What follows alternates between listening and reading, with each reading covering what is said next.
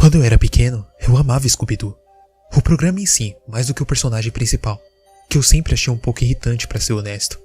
Mas eu amava fantasmas e mistérios. Ah, eu amava a Velma, que sempre foi inteligente. Aparentemente eu amava tanto o programa e a Velma, que lembro de quando eu tinha uns 4 anos eu corria pela casa gritando a sua frase "Jim Case, Jim Case", para o aborrecimento dos meus irmãos e meus pais. Eu até tinha um coelho de pelúcia que chamei de Sr. Jenkins. Lembro-me de quando um amigo da família trouxe-o para mim, um homem mais velho de aparência amistosa com um sobretudo cinza. Eu lembro que eu amei Sr. Jenkins desde o começo. Eu tinha muito pesadelo quando era pequeno, e dormir com o Sr. Jenkins parecia ser a cura mágica para todos eles. Pode parecer bobo, mas eu dormi com aquele coelho até que fui para a faculdade. E 10 anos depois, eu ainda tinha em uma caixa de brinquedos lá no meu sótão. Eu mencionei tudo isso porque na semana passada eu fui para o sótão procurando pelo Sr. Jenkins. Minha melhor amiga de trabalho, Melanie, tem um garotinho que tem pesadelos há meses. Eles tentaram estudos do sono e psicólogos infantis, mas nada ajudou. Eu estava um pouco envergonhado, mas vendo como eles estavam preocupados com seu filho, eu senti que deveria pelo menos sugerir uma opção diferente. Contei-lhe sobre o Sr. Jenkins e como ele me ajudou a superar os meus medos da infância, e que uma coisa semelhante poderia funcionar para o garotinho dela. Seus olhos se iluminaram tanto de desespero quanto qualquer coisa que eu penso, e ela perguntou se eu ainda tinha esse tal de Sr. Jenkins. Meu primeiro pensamento foi mentir. Eu realmente não queria desistir do meu animal de pelúcia favorito da infância. Mas, empurrando aquele primeiro impulso egoísta, engoli a seco e acenei com um sorriso. Bom, eu acho que sim, eu disse. Se eu encontrar, eu te trago amanhã. Ela me deu um abraço dizendo que ela contaria ao menino como ele me ajudou e que faria o mesmo por ele. Eu a abracei de volta e tentei afastar a estranha ansiedade que estava sentindo. Quando entrei no sótão, não demorou muito para encontrar a caixa certa. Uma estava rotulada como Bichos de Pelúcia e Sr. Jenkins. Abri-o e puxei para fora, estudando-a no sol poeirado no final da tarde que entrava pela janela do sótão. Ele parecia exatamente como eu me lembrava dele. Pele marrom, exceto por uma barriga branca e patas e orelhas compridas que caíam nas pontas, e olhos de vidro preto que você podia ver a si mesmo, como um reflexo. Eu senti uma pequena onda de excitação me percorrer, segurando-o novamente e abraçando. Foi aí que eu senti forte desejo de ligar para a Melanie e dizer que não tinha mais. Mas isso era bobagem, é claro. Eu disse a mim mesmo que sempre poderia recuperá-lo em algumas semanas, mesmo se isso ajudaria o garoto ou não. A ideia de que eu estava pensando em tirar um brinquedo novo de uma criança pequena nunca me ocorreu. E se Melanie parecia estranha quando eu disse a ela que era apenas um empréstimo do Sr. Jenkins, não um presente, bom, eu consegui ignorar isso. Ainda assim, eu me senti bem por ajudá-los. E no dia seguinte, ela veio com os olhos brilhando de felicidade e disse que o coelho tinha funcionado como um encanto e todos tiveram a primeira noite de sono em meses. Eu disse a ela que estava feliz por eles. Eu estava, mas admito que tive que lutar contra o desejo de perguntar quantas noites ela achava que precisaria do Sr. Jenkins. Então, chegou o fim de semana e eu estava ocupado me preparando para um churrasco em família. Meu irmão mais velho não conseguiu vir, mas foi a primeira vez que passei um dia com os meus pais e meu irmão mais novo, Bailey. Ele estava apenas começando a pós-graduação e por isso se esgueirava ocasionalmente para estudar quando achava que tinha encontrado algum limiar de sociabilidade pela próxima hora. Mas eu estava ocupado ajudando nossa mãe na cozinha enquanto meu pai preparava a churrasqueira do lado de fora. Estávamos fazendo hambúrguer quando eu resolvi mencionar que tinha deixado Melanie pegar o Sr. Jenkins. Eu pulei quando a tigela que minha mãe estava segurando quebrou no chão. O que você disse? Eu estava olhando para minha mãe, seu rosto branco como um lençol, sua boca tremendo, um monte de carne crua de hambúrguer e porcelana arruinada salpicada no chão entre seus pés.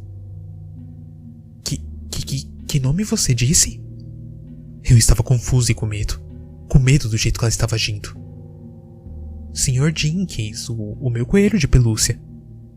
Enquanto eu falava, ela estava vindo para mim rapidamente, sua mão tampando minha boca enquanto eu terminava de falar coelho. Balançando a cabeça violentamente, ela resistiu aos meus esforços para me afastar. Não, você nunca disse esse nome, nunca. Onde você ouviu esse nome? Seus olhos estavam selvagens e pela primeira vez em toda a minha vida eu estava realmente com um pouco de medo da minha mãe. Ela baixou a mão da minha boca e eu puxei um pouco para trás, mas ela ainda tinha um aperto firme no meu braço. Você sabe, o meu coelho de pelúcia que eu tinha quando eu era pequeno. Senhor... Quero dizer, esse era o nome. Sua mão e meu braço se apertou mais. Quem te colocou nisso? Foi seu irmão? Billy é jovem demais para lembrar, mas Alan saberia. Ela me deu uma pequena sacudida. Diga-me a verdade. Eu senti meu medo se transformar em raiva quando eu puxei meu braço para longe. Mas que porra é essa, mãe? Eu não falo com Alan há um mês, e como ele não apareceu hoje, provavelmente serão mais de 2. Qual é a importância de um coelho de pelúcia? Eu podia ver minha mãe tentando recuperar a compostura, e só parcialmente conseguindo. Ela limpou uma mecha de cabelo do rosto e apontou para a mesa. Sente-se por um minuto. Quando eu apontei para a bagunça no chão, ela acenou para longe. Eu vou entender isso quando terminarmos de conversar, mas eu preciso falar com você sobre isso agora. Seu rosto suavizou quando ela fez um sinal para eu sentar novamente. Por favor, querido. Lentamente, eu me sentei. Eu me senti desorientado, como se estivesse tendo uma conversa completamente diferente daquela em que minha mãe estava. Como poderia ser tão grande assim? A real é que você nunca teve um coelho de pelúcia. Ela disse. Eu ri, mas que piada sem graça dela. Sim, claro, você vai ter que explicar isso pro garoto que eu dei ele. Eu tentei parar por aí, mas me senti obrigado a acrescentar. Quer dizer, emprestei-o. Ela estava balançando a cabeça novamente. Eu continuei explicando como eu me lembrava de tê-lo, nomeado após o slogan favorito do Scooby-Doo, como ele me ajudou com meus pesadelos. Ela me interrompeu, um dedo apontando em minha direção. Você teve pesadelos, e você conheceu um senhor...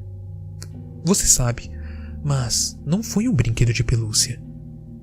Eu senti meu estômago começar a afundar. Não foi uma piada, ela estava muito chateada.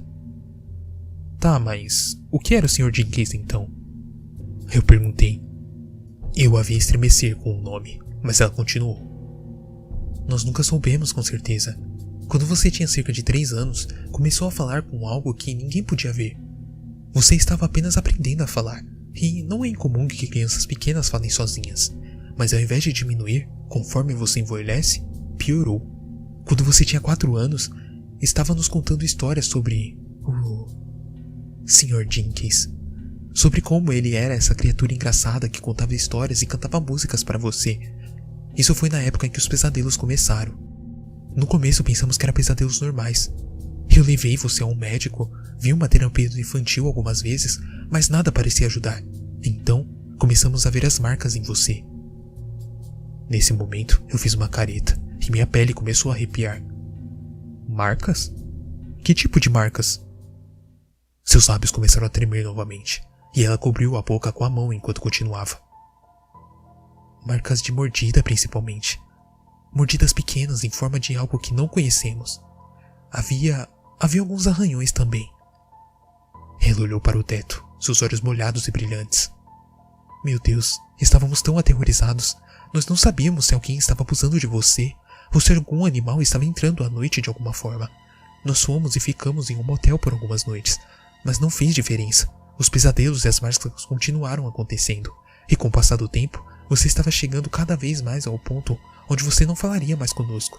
Você só falaria com o Sr. Jenkins.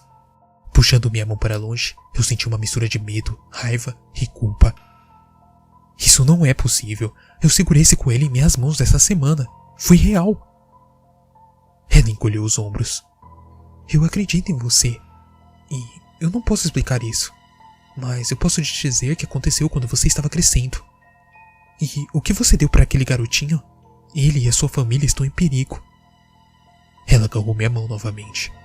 Mas você, por favor, não pegue-o de volta. Faça o que fizer, não pegue-o de volta. Avise-os, diga-lhes para queimá-lo. Talvez isso funcione, mas você nunca mais olhe ou toque novamente nele. Me prometa. Seu aperto e olhar estavam desesperadamente quentes, e eu me encontrei assentindo, mesmo sabendo que era uma mentira. Depois das desculpas e despedidas rápidas, eu saí, dizendo à minha mãe que eu ia ligar para a Melanie no telefone, mas eu não iria até a casa dela. Eu liguei, mas meu carro já estava apontado na direção dela. Após a terceira chamada para o correio de voz, eu desisti. 30 minutos depois, eu estava estacionado na garagem dela.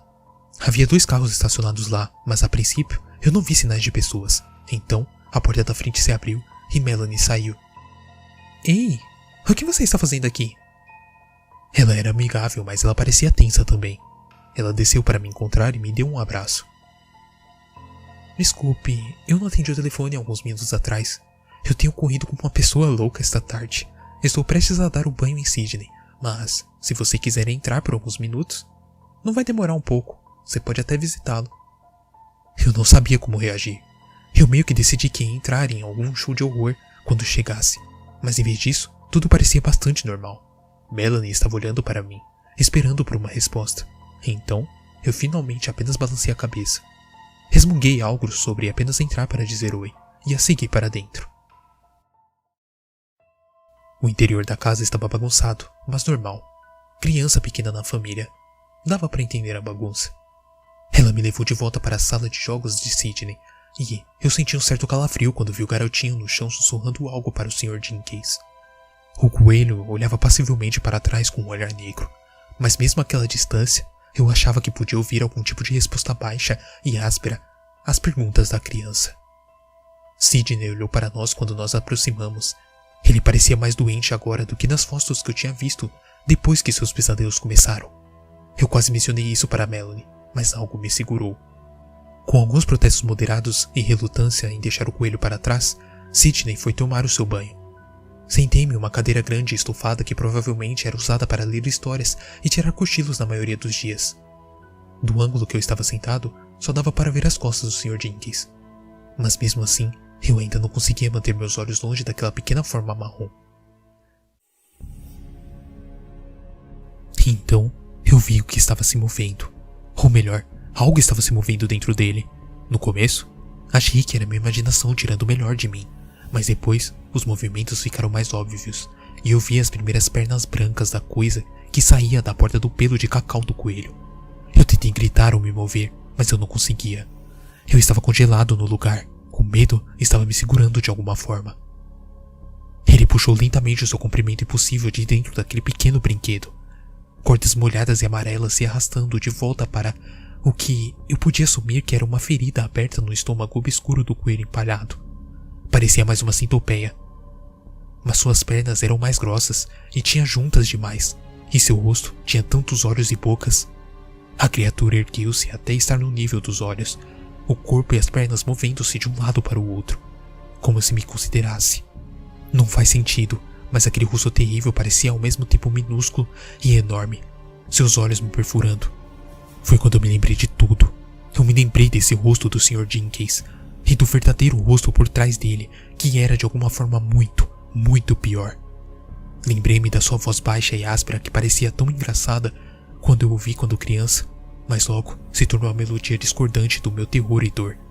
Eu comecei a urinar e não tive presença de espírito para me impor ou sentir constrangimento. Eu estava muito focado nas palavras estampadas em minha mente. O Sr. Jenkins olhou para mim e falou: "Me deixe aqui ou me leve de volta. A escolha é sua." Eu não esperei que Sydney terminasse seu banho antes de sair. Eu não respondi às ligações de texto de Melanie. Eu liguei para o trabalho para dizer a eles que eu não voltaria. Eu mudaria o meu número nos próximos dias também. Eu pensei que sentiria mais culpa ou vergonha. E eu sinto um pouco, mas não muito. Eu continuo pensando em uma velha piada que meu pai me disse uma vez. 2 caçadores estão atravessando o rio, com botas penduradas nos ombros, quando vem um urso pardo e olha para eles da margem. O urso começa a ir em direção a eles, e um dos caçadores sai correndo na outra direção. Ele está fazendo um progresso lento com os pés descalços no leito do rio, mas quando olha para trás, seu amigo ainda não começou a correr. Em vez disso, ele está colocando as botas de volta. Ele grita para o seu amigo correr. Depois de colocar as botas, seu amigo começa a correr, logo se aproximando e começando a ultrapassar o outro descalço, enquanto eles chegam à margem distante com um urso logo atrás. Quando ele passa por ele, ele grita de volta: "Eu não tenho que bater no urso, eu só tenho que bater em você", e deixa o amigo na poeira. Eu queria ser uma pessoa mais forte, uma pessoa melhor. Eu pensei que estava, mas não estou. Eu não posso ter essa coisa perto de mim novamente, seja o que for. Eu tenho que me livrar disso. Realmente, me livrar disso para sempre dessa vez. Eu poderia chamar isso de confissão, mas acho que você tem que se arrepender e ser honesto para ser realmente uma confissão. E nas horas escuras e silenciosas que eu passo acordado, preocupado em ouvir um farfalhar furtivo no meu chão, ou um baque de um coelho de pelúcia arremessado contra minha porta de frente, eu sou o mais honesto possível. E, se o Sr. Jenkins voltar, eu já fiz uma lista de outras crianças que eu posso dar a ele